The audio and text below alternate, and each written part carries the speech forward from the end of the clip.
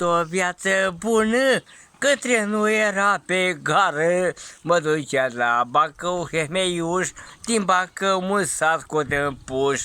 Trenulețule, Trenule, ce mai mașină face mică? Unde tu mă duci, rodică? Unde tu mă duci cu dor la prezborul din fântână, ca să scot o apă bună? Hai, Petrică Bățu, zi așa, subra!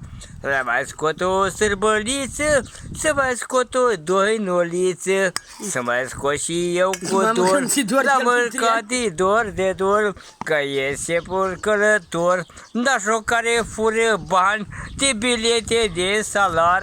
Uite, nașul ce-a făcut, a furat bani de s-ascut.